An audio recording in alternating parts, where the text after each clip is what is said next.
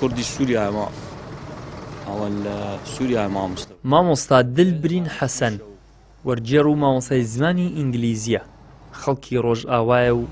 ماوەی 10 ساڵە لە هەولێر نیشتەجێیە ئێستاش کرێکاری دەکات. چەند ساڵ لێرەی والله ما 10 سال زیاتر ئەو لە ڕۆژی جیهانی سەلامەتی شوێنی کاردا دەڵێ هیچ گرنگیەک بە سەلامەتی کرێکار نادرێت بگرە کرێکار تەنیا لە هەوڵی ئەوەدایە کارێکی دەست بکەوێ و بژێوی ڕۆژێکی خانەوادەکەی دابین بکات. مالمێش دەیشی کرێکاری دەکەم وەچێم تەڵەبە بمشی بەس ئەوەمە ترسی سەر کرێکاری زۆرەیە بڵاخەس لێرە ئیشیمە ئەو نا ئەو شیشوانەی گەلک خەتەرە ئەن کرێکار ئاگا لە خۆ نییە هەر کابرادەی دەرێڵە کا کرێکار ئاگا لە خۆ نییە زۆر کرێکار تووشی حادسە و چتوانی بوون ئێستا زۆر کەتنە لە ماڵیش کەس ئاگایان لێ نییە. چەندی بری ئیشکار زەعیفە لێرات و ڕۆژوەیە 5,000 ئیش دەکەی ڕۆژێ 10,000 ئیش دەکەی 20,000 ئیشکەی زیاتر نییە هەنیشە نەکەبرێ ئێستاگەرم لۆ نمونە ئەمە لێرە کرێکار هەموو ئیشەکی دەکەی بە زۆر چی نەبی چ دەکەی لە سبەی 4,000 میش کردی 4,000 بەخۆی ئێستا من لەمارە 6 مدارمەیە لە خوای بەزادی بکرێت چینیمە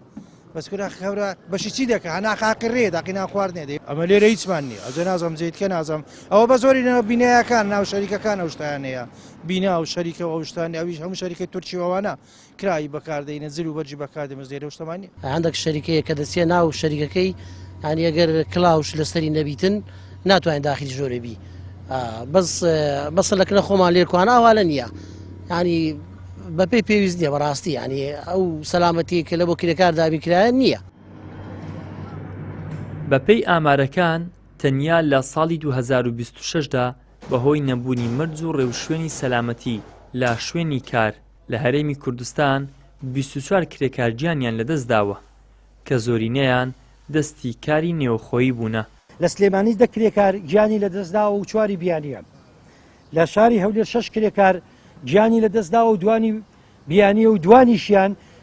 کارمەندی حکومی بوون لە کاتی پرۆسەی کارکردنە گیانیان لەدەستداوە لە شاری دۆک 3 کرێکار گیانی لەدەستداوەیەکی بیانیە ئەوەی هەولێریش دوانی بیانی بوو بێگومان لە شاری زاخۆ 2 کرێکار گیانی لەدەستداوە لە هەڵەبجە کرێکاری گیانی لەدەستداوە لە گەرمیان 2 کرێکار گیانی لەدەستداوە. 28 نیسان وەک ڕۆژی جیهانی سەلامەتی شوێنی کار دەستنیشان کراوە.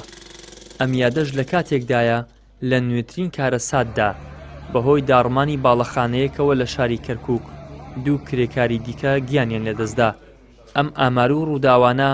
دەرخەری ئەو ڕاستیەن کە لە هەرێمی کوردستان و عێراق بەگشتی ڕەچاوی سەلامەتی کرێکار ناکرێت کرێکاریش لە پێناو دابینکردنی بژێوی ڕۆژێکی خۆی و خێرزانەکەی چاوپۆشی لە سەلامەتی خۆی دەکات تا دەگاتە ئەوەی هەندێک جار بە ژیانی خۆی باجەکەی بدات. ئیدریس محەممەد، کەناڵی ئاسمانی پەیام، هەولێر.